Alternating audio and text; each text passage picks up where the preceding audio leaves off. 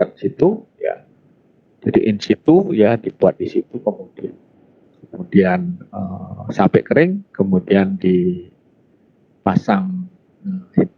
Jadi sebelumnya dipasang hidrasit dulu, kemudian nanti dipasang baja vertikal ya. Kemudian ditarik ya. Di lengkung Misalnya ada vertikal. post tensioning, ada pre-tensioning. Nah ini biasanya dulu selama 2 minggu yang lalu ya kita sudah menjelaskan. Saya sudah menjelaskan mengenai itu alignment ya, horizontal dan alignment vertikal ya. Direction. Jadi baloknya itu ditaruh lengkung vertikal cekung ya. Jadi jangan dibuat cekung, cembung lagi ya. Kemudian secara umum jadi ada yang namanya pilar disebut fase yang berbeda. Jadi abutment itu turun ini pasti di turunan. Ini ada tikungan ya. Kalau lihat dari atas dari jalan ada tikungan di sini. Nah karena itu saya membuat waktu itu ya Waru flyover.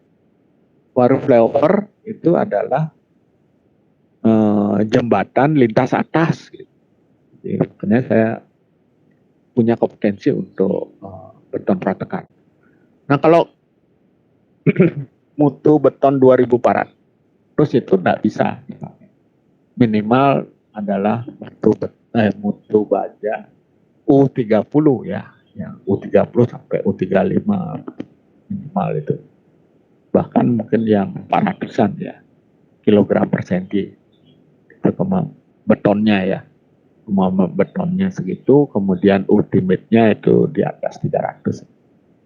Jadi di situ kan juga ada beton, ada kalau di sini bukan baja tulangan tapi menggunakan kabel ya, kabel ya. Kalau dulu saya ngajar beton pratekan juga ya, sekarang dosen yang lain ngajar karena saya fokus di geometri jalan, di statistik, di pelajaran yang mendukung pembangunan jalan ya, geometri.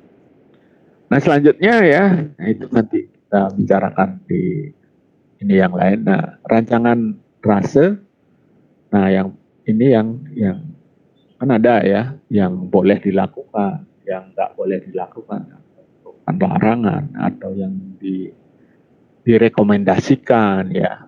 Nah itu pada saat kita merancang trase. Nah trase inilah yang nantinya kita analisis apakah kita lakukan analisis medan. Jadi trase dengan topografi kita cek ya. Jadi dengan AutoCAD dan MS Excel itu kita akan cek apakah dia trase jalannya itu berada di perbukitan atau di pegunungan atau di dataran. Nah untuk apa itu? Kita analisis medan untuk mengetahui kecepatan, untuk menghitung berapa kecepatan rencana yang kita mau buat. Saya kasih contohnya. Kemudian alignment horizontalnya untuk jenis tikungan ya. Nanti ada 3, ada yang full circle, ada spiral, ada spiral. Jadi, itu horizontal. Kemudian ada alignment vertikal. Alignment vertikal itu ada yang cekung, ada yang cembung, ada kelandian ya. Jadi landai maksimum ya berapa. Kemudian koordinasi alignment horizontal vertikal tadi saya singgung sedikit. Jadi koordinasi itu tidak boleh misalnya tikungan, kemudian setelah tikungan itu berada di atau daerah lurus ya naik ya. Jadi alignment vertikal cembung ya, naik turun, di depannya tikungan. Nah ini kadang-kadang kita nggak tahu loh di depan ada tikungan ya, begitu di atas lengkungan vertikal baru kita tahu, woi kalau kita tidak fokus ya bisa nyemplung ke jurang gitu. Makanya banyak jalan-jalan yang diredesain dulu ya, diulang lagi ya supaya tidak membahayakan. Oke. Kemudian alignment horizontal vertikal, kemudian koordinasi vertikal ini, kemudian galian timunan, kemudian baru stationing ya. Di galian timunan, stationing. Ini sebenarnya alur perancangannya. Jadi stationing itu ada stationing atau apa ya, penomoran ya, jadi kita potong-potong ya jalannya tergantung dari datar, perbukitan atau pegunungan ya. Kalau datar biasanya per 100 meter ya dipatok. Nah itu namanya stake out ya. Stake out itu pematokan ya. Hanya nanti kita bisa lihat misalnya kalau terjadi kecelakaan, itu kecelakaan terjadi di mana? Oh, di kilometer sekian, sekian gitu ya. Yang terkenal kemarin ya terakhir itu Vanessa Angel itu ya. Kecelakaannya Vanessa Angel dan Bibi. Nah, itu sangat viral ya. Karena apa namanya? Terjadi di jalan tol. Itu terjadi mungkin karena faktor manusia ya. Nah, ini ketentuan perancangan ya. Nah, biasanya kita tentukan ya biasanya untuk mahasiswa kalau belajar merancang itu biasanya medannya ya. Kalau medan yang paling sulit untuk kita rancang geometriknya adalah pegunungan. Apalagi kalau pegunungan terus untuk jalan arteri. Nah ini tikungan yang boleh tajam. Kemudian panjang jalannya. Biasanya ditentukan ya minimal sekian kilometer ya, ini untuk soal. Kemudian ini harus terdiri dari 3 jenis tikungan. Nah ini karena soal ya Anda belajar membuat perancangan geometrik jalan. Tapi kalau kenyataannya ya tidak mesti harus ada FC, harus ada SS, harus ada SDS ya. Yang paling bagus kalau kita buat jenis lengkungan ya itu SCS ya. SCS ya. Kalau kita mau rancang itu sebaiknya semua rancangan yang kita buat itu bentuknya adalah SCS. Kenapa? Karena ada spiralnya untuk ancang-ancang memasuki tikungan. Nah, tikungan yang sebenarnya di mana? Ya di C ini. C itu adalah circle. Jadi tikungan yang sebenarnya adalah pada circle. Kemudian setelah circle, spiral lagi kembali ke lurus. Jadi dari lurus persiapan menuju tikungan itu spiral ya. Kemudian kita masuk ke tikungan di circle, kemudian kembali ke spiral lagi. Nah, kemudian yang faktor yang penting juga adalah galian timbunan. Selisih galian timbunan, jadi kalau bisa membuat galian dan timbunan sekecil mungkin. Sekecil mungkin. Dan bedanya, kalau yang bagus bedanya 0. Jadi tidak ada yang dibuang. Ya. Tanahnya tidak ada yang dibuang dan tidak diperlukan penambahan tanah untuk menguruk. Gitu ya. Hanya di sini plus minus 50 per kubik. Ini ketentuan. Memang kalau kita rancang yang bagus ya. Kenapa? Karena kalau kita buat banyak ini ya galian, contoh ya mungkin kalau ada yang jalan-jalan lewat Bedugul ya, kemudian lewat Pancasari, lewat Puncak. Nah setelah Puncak itu kan ada shortcut. Nah shortcut itu saya pikir shortcutnya itu nggak bagus. Nggak bagus. Kenapa? Karena menggali terlalu banyak. Dampaknya apa? Kalau itu tanahnya terbuka akan terjadi longsor. Kalau terjadi longsor itu membahayakan jalan. Ya. Beberapa hari yang lalu kan, beberapa minggu yang lalu itu jalan di Puncak itu terjadi longsor dan airnya lewat di jalan, bukan di saluran drainasenya. Nah itu sangat membahayakan juga. Jadi ya Anda bisa lihat ya di sosial media banyak batu yang berserakan. Batunya cukup besar. Terus airnya juga ya, kalau ada yang lihat ada video amatir ya banyak yang itu kan airnya deras sekali karena saluran tepinya itu tidak mampu untuk menampung air yang ada. Itu beberapa kali sudah terjadi apa namanya terjadi longsor dan banjir. Oke, jadi ini ketentuan perancangan yang dibuat oleh dosen ya untuk mahasiswa. Jadi kalau kenyataan di lapangan tidak mesti seperti itu. Yang jalan misalnya itu bisa, itu kan hanya ininya. Itu nanti tergantung dari kelayakan yang harus kelayakan. Itu kan ada kelayakan teknis. Nah ini kita sekarang sedang mempelajari kelayakan teknis. Secara teknis aman nggak jalan? Jadi kalau itu dioperasikan, apakah jalan itu aman bagi orang-orang yang menggunakan jalan itu? Itu satu, itu kelayakan teknis. Yang kedua adalah kelayakan ekonomi. Secara ekonomi menguntungkan nggak? Jadi ada di sana itu ada biaya, ada manfaat. Bukan untung ya, bukan keuntungan, tapi manfaat. Berapa biaya biayanya dan berapa kalau manfaatnya itu dihitung dengan uang itu mana yang lebih besar. Makanya ada B per C, benefit per cost ya. B per C itu harus lebih besar dari 1. Itu B per C.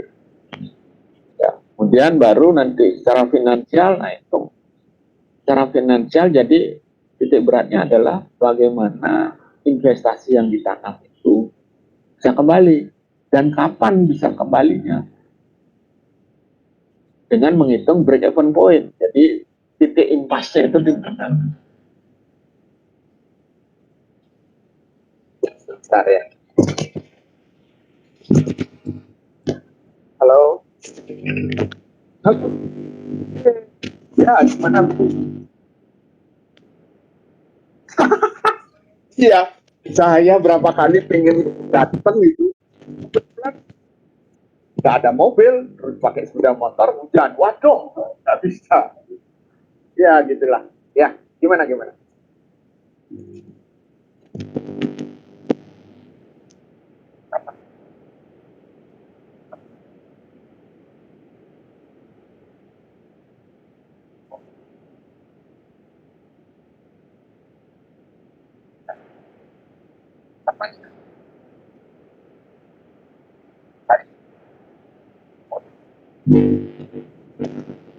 Oh.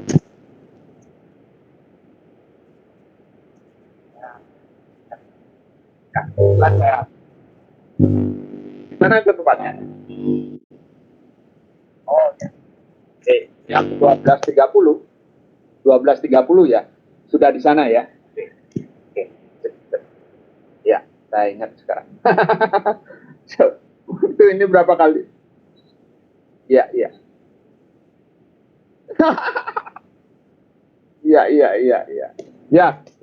Ya, mudah-mudahan. Ya, oke, ya, sampai ketemu.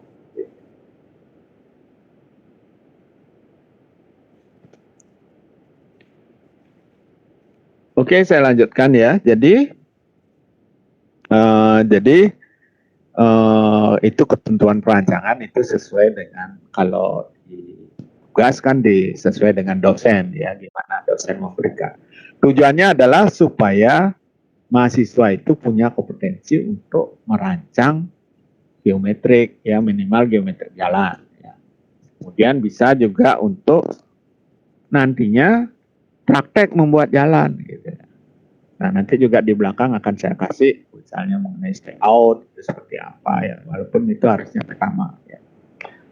Nah, kemudian ini kita sudah kasih ya peta topografi ya, kan sudah bisa ya buat.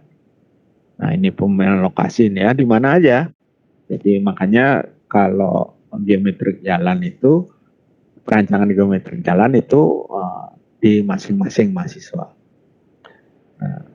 Nah ini kalau dilihat koordinatnya ini harusnya 4 ya, 4 titik.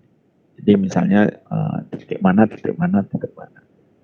Contohnya ini ya, jadi ini misalnya di ujung di titik ini berapa, titik ini berapa, titik ini berapa, titik ini berapa. Jadi bisa membuat pakai global mapper atau yang lain. Ya. Misalnya jarak antar kontur misalnya 5 meter.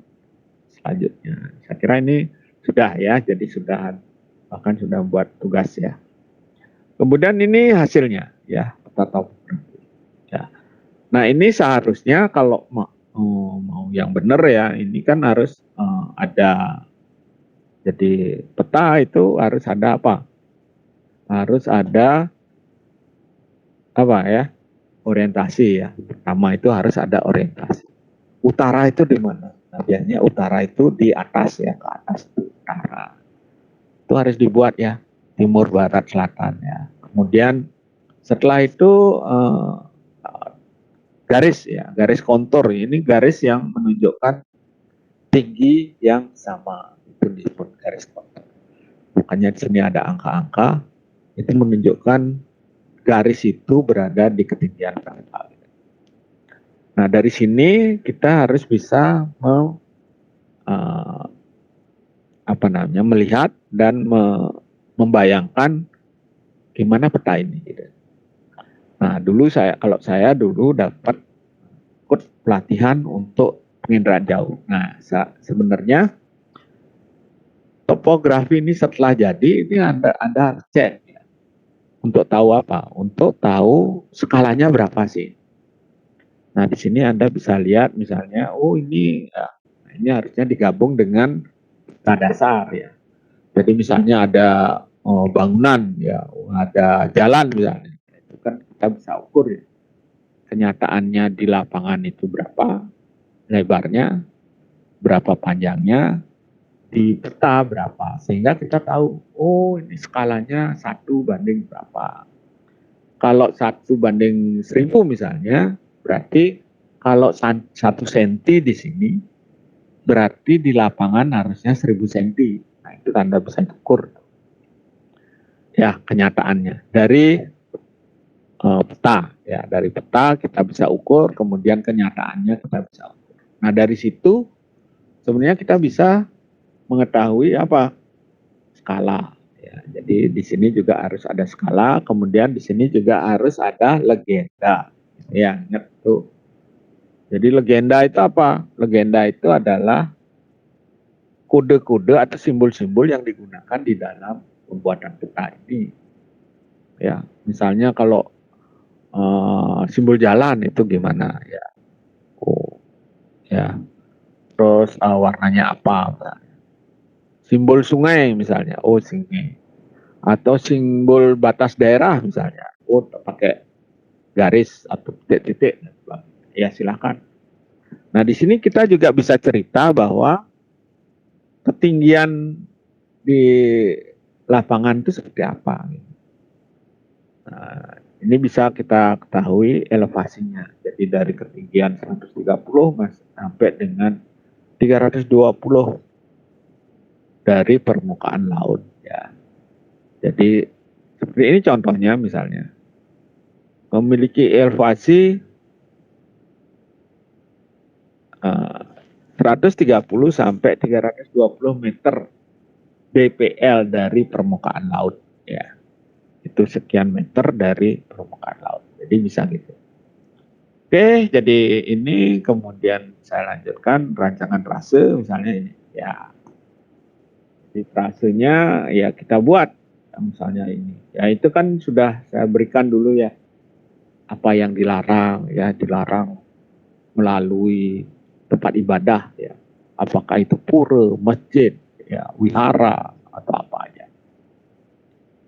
Kemudian tidak boleh melalui, bukannya tidak boleh, boleh melalui hutan lindung misalnya. Tapi kan dalam pembangunannya nanti harus minta izin dulu. Ya kalau tingkat nasional misalnya kayak Bali Barat itu Taman Nasional itu izinnya harus dari DPR, ya, DPR RI ya. Ya, DPR RI ya. Nah, itu biasanya juga syarat dengan korupsi ya. Karena supaya jalan ya, anggota DPR-nya dikasih suap ya. Jadi ada permainan uang juga di situ. Hanya ini juga hati-hati ya, jangan sampai nanti ada jadi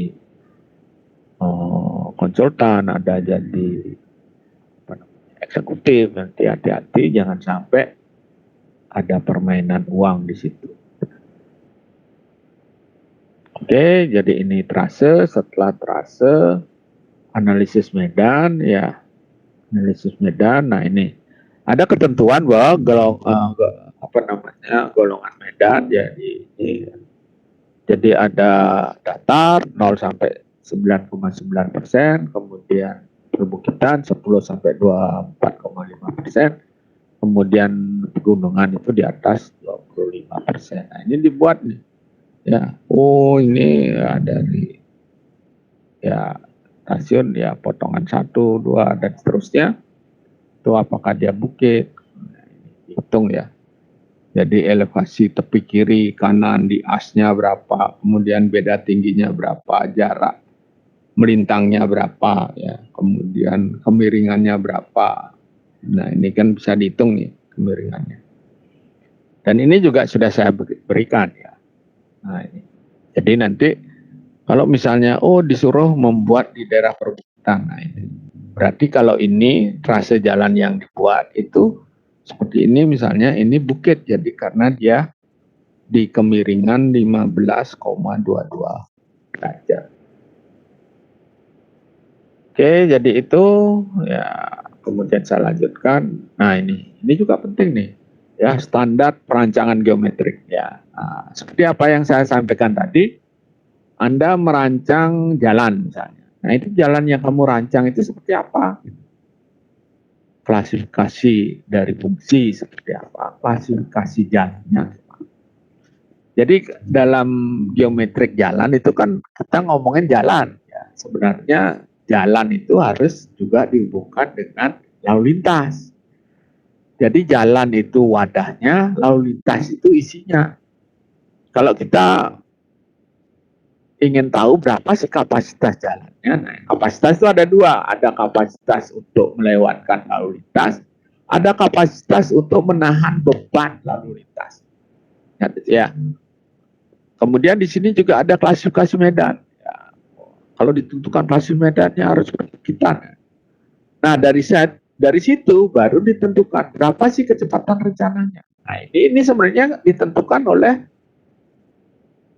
rencana, ya, rencana yang merancang geometri jalan, kayak yang merancang geometri jalannya, yang menentukan apakah 60 km, 50 km atau 100 km. Kemudian lebar daerah minimum, lebar pertasan, lebar bahu, lebar belitang bahu dan seterusnya ya, semua metode perhitungan juga ya berapa. Kemudian jari-jari lengkung minimum. Nah, ini sebenarnya yang dicari ya. Karena nanti kan berdasarkan perhitungan kan ketemu ini. Kalau di daerah perbukitan di trase jalannya ini itu berapa sih sebenarnya kalau kita pakai kecepatan rencananya 60 km per jam misalnya. Ini R-minnya mah berapa gitu. Nah, ini yang perlu dicari. Ya, setelah kita pakai ini R-min ya, R minimalnya sekian, maka dicari di tabel ya, harus lebih besar dari ini gitu. Kemudian ini penentuan RC. Nah, ini dari tabel nih.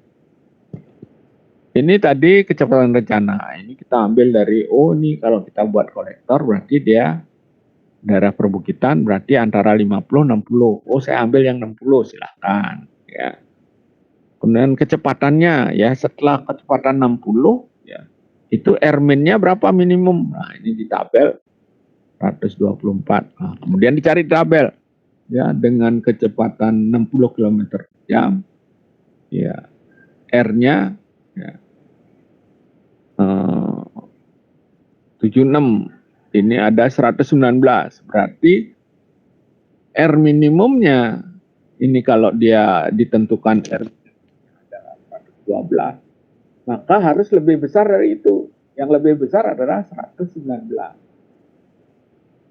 Jadi R-nya yang minimumnya 112, nah di sini diambil 119. Sehingga ini kalau kecepatan ininya, jadi LS minimumnya di sini juga LS-nya adalah 45, E-nya ya tingginya adalah 0,8 ya, 8,7% ya.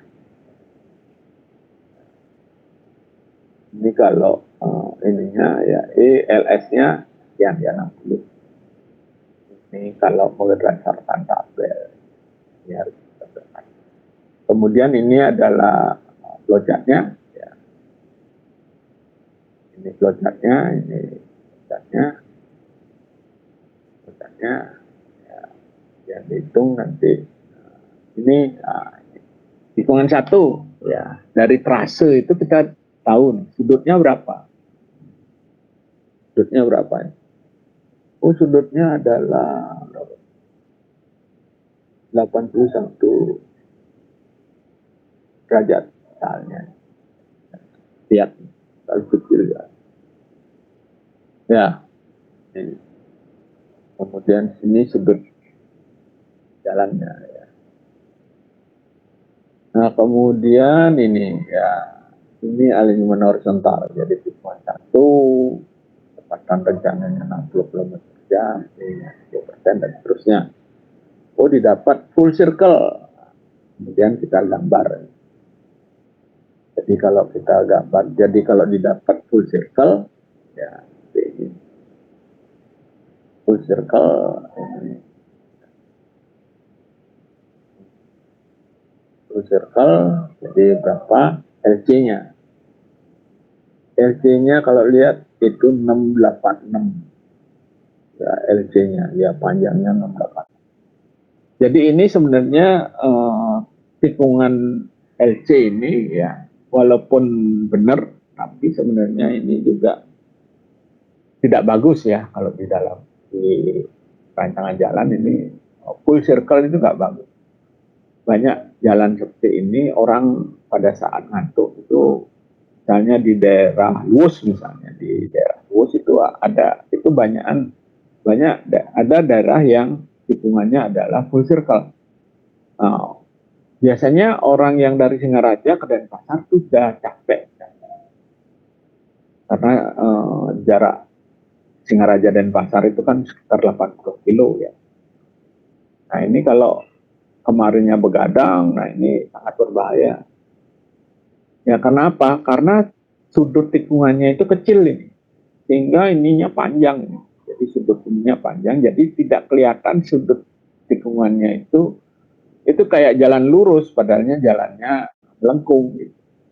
Kalau di Bali namanya jalan Mapah Biu ya, kayak batang pisang gitu, lengkungannya. Jadi lengkungannya kecil sekali sehingga kita tidak sadar bahwa itu adalah tikungan. Gitu. Sehingga banyak sekali kalau di daerah itu kecelakaan sekitar jam 4 pagi, jam 3 pagi. Kenapa? Karena sebelumnya begadang, kemudian jalan, nah itu ngantuk jalan. Nah pada jalan-jalan yang lurus itulah terjadi kecelakaan. Kemudian ini adalah diagram elevasi tikungan. Jadi ini harus kita buat tikungannya. Ini benar nggak tikungan kayak gini? Ini kelihatannya salah. Ya. Karena kalau kita hitung dari sini, ini miringnya kan ke arah ke tengah ini miring. Ya, ini adalah ini kalau dilihat ini adalah sisi ininya. Jadi ini kebalik. Ya harusnya kebalik. Ini digambarnya kebalik. Gambarnya kebalik. Kalau ini kan dari sini kemudian miring, tapi miringnya ke arah tengah kalau kita ke arah tengah, bukan ke arah pinggir. Ini kan di arah pinggir itu, ini arah tengahnya. Ini kan kebalik di gambar. Ini contoh yang salah. Ini gambarnya kebalik ya, potongannya ini daerah yang 2%, kemudian ini ada 0,2%, ini 2% ya. Ini yang maksimum ini berapa? 2,4% ya kan. Apa namanya? Untuk full circle ya. Nah, ini contoh yang salah nih. Ya, masih salah deh. Harusnya ini gambarnya dibalik ya. Dibalik, kemudian ini juga potongannya balik ya. Potongannya tetap ini, tapi gambar ini kebalik ya.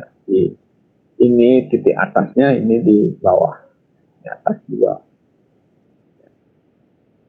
Gambarnya akan berbeda, jadi ininya berbeda, ini kebalik. Oke, terus ini pelebaran perkasan ya. Kalau ini gambarnya ke sini ya, samping. Berarti kalau ke sini ini harus ada pelebaran samping sini ya. Kemudian ini ya tikungan 2, ini tikungan 3 analisis ya, atau super elevasi tikungan 2. Kemudian ini adalah super elevasi tikungan 2. Ini juga, ini kebalik juga nih. Ya, harusnya kalau ke sini kan ini kebalik ya. Ini benar nih, tapi ininya yang salah. Kalau dari sini ke sini, ya berarti ini kan miringnya ke sini. Ya, ini yang miringnya ke tengah ya. Bagian tengahnya ini lebih rendah daripada bagian pinggirnya. Ini sudah benar, cuma ini gambarnya salah.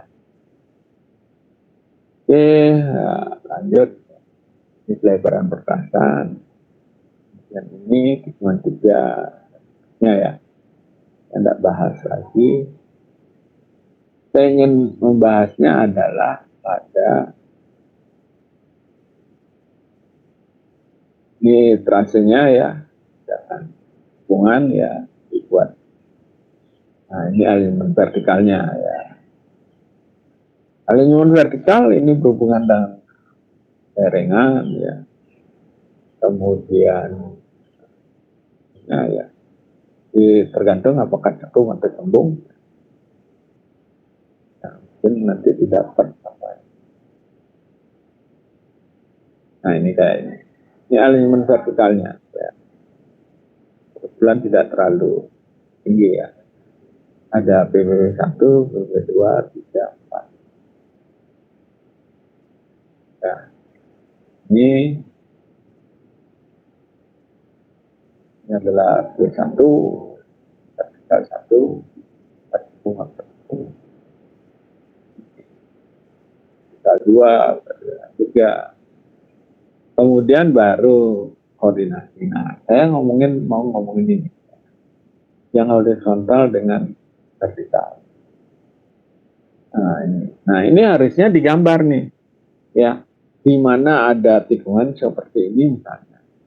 Ini TC, ya. Ini TC, ini CT. Ya, berarti tikungannya sepanjang ini. Nah, tikungannya sepanjang ini tidak boleh ada vertikal ya, baik bong mau cukup nggak ada. Ya kalau datar, kalau dia miring ya boleh. Terus ya ini juga harus dikoordinasikan ya, karena ini misalnya ini ada tikungan, ada TS, ada SC, ada C, ada TSC. Nah ini kan gabung ini, ada alignment horizontal dan vertikal. Nah ini harus terpisah, nggak boleh digabung. Ini yang saya maksud, ini harusnya dihapus. LV3-nya jangan sampai bertampalan. Ini salah. Nah, kayak ini misalnya, ini boleh. Hanya dari sini langsung hubungkan ke ini. Untuk bisa memperlihatkan alignment vertikalnya itu skala panjang dengan skala tinggi itu harus dipisahkan. Karena kalau tidak dibuat terpisah, jadi skalanya dibuat terpisah, maka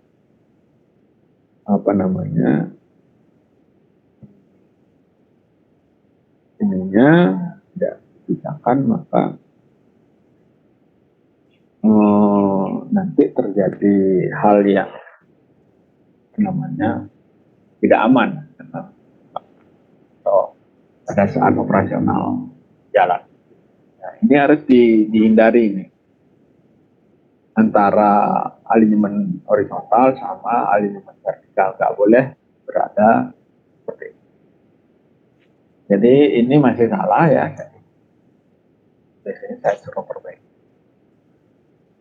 Perbaiki berarti ini langsung ke PBB 4 ya. Ini bukan di sini ya. Jadi beda. Nanti ada tikungannya. Nah, kayak 3 ini kan 3-nya di sini ya, salah ya. Oh, ini ada. Jadi sebenarnya tidak bertampalan. Ya, ya. Jadi ini udah benar. Nah, antara horizontal sama vertikal nggak boleh tampalan atau. Nah, kemudian stationing ya. Nah, stationing itu ya misalnya gambar ya, potongan 1, 2, 3, 4, 5, kemudian TC ya. Ini tangent circle ya. Nah, TC itu gimana bentuknya? Baru nanti di nomoran. Kemudian di sini ya galian timbunan, ya hitung galian timbunannya. Mungkin saya hanya sampai di sini dulu, ya, sampai dengan stationingnya. Nanti stationing kita kasih lagi ya. Ini sebenarnya hanya sampai koordinasi. Jadi tadi yang saya gambarkan itu adalah gambar secara teoritis. Nah, dalam membuat perancangannya, nanti harus dibuat kayak gitu. Alignment horizontalnya ada di mana, alignment vertikalnya ada di mana. Jadi di sini ini adalah garis titik tengah jalan ya. Titik tengah jalan kita garis, kemudian kita gambar horizontalnya seperti apa, vertikalnya seperti apa. Jadi jangan membuat alignment vertikal yang banyak ya. Jadi pada saat ada alignment horizontal, itu alignment vertikal nggak boleh ada. Nah, ini kebetulan memang alignment vertikalnya di sini ya, tapi tulisannya sampai sini. Tapi tidak ada di sini ya. Ini adalah alignment vertikal, ini adalah alignment horizontal. Ini juga gitu, ini alignment vertikal. Ya.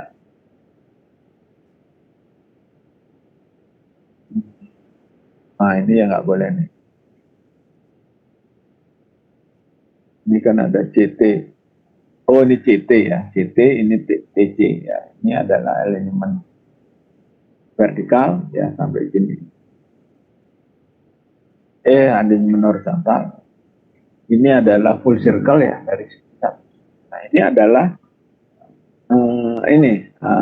alignment vertikal cembung ya dari PLV 1 ke PTV 1. Ya ini walaupun kecil ya enggak apa. Kalau digedein kan lumayan nih berapa meter. Dari awal sampai ya. Nah, di sini kelihatan alignment vertikal dengan horizontal tidak bertumpuan ya. Jadi terpisah ya. Jadi alignment vertikal terpisah, alignment horizontal terpisah. Sampai jadi satu. Oke. Dan itu ya ada pertanyaan ya. Ya. Saya kira nanti saya kasih ini ya. Saya kasih. Tapi jangan dianggap ini benar. Ini sebagian benar dia. Tapi sebagian masih salah.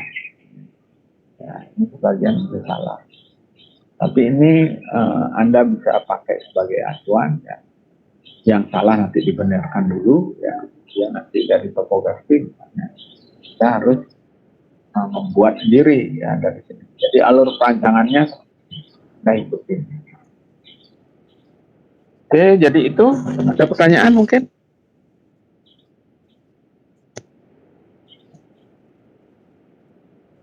Tidak ada? Oke, kalau tidak ada, saya akhiri sampai di sini ya. Oh, 100 menit ya. Jadi 1,5 jam ya. Ini lagi waktunya tinggal lagi 4 menit.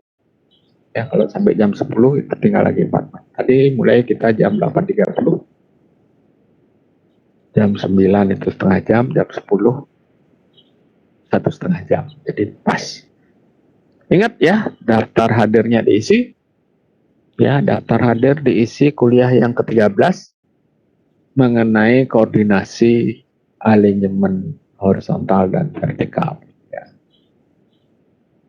Alignment horizontal dan vertikal. Oke, kalau tidak ada pertanyaan silahkan dipelajari ini, nanti saya kasih ya ininya ya, PowerPoint-nya ya. Saya ingatkan nanti kalau Anda ikut di perancangan geometri jalan, Anda harus membuat ini satu. Jadi bisa membuat PowerPoint satu ya dari hasil perancangan.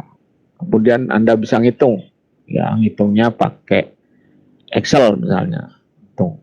Kemudian Anda harus bisa gambar AutoCAD. Ya, semua itu nanti diwujudkan laporannya dalam bentuk PowerPoint. Ya, PowerPoint dari awal sampai akhir. Nah, ini yang dipresentasikan sampai akhir. Ya, sehingga nanti kalau sudah ini nanti Anda lulus ya, Anda bisa lulus dan dosennya puas. Oke. Jadi untuk hari ini saya tutup ya, tinggal lagi 2 menit ya. Saya tutup sampai sekian ya, sampai jumpa di depan. Selamat siang. Siang Pak, terima kasih. Terima kasih.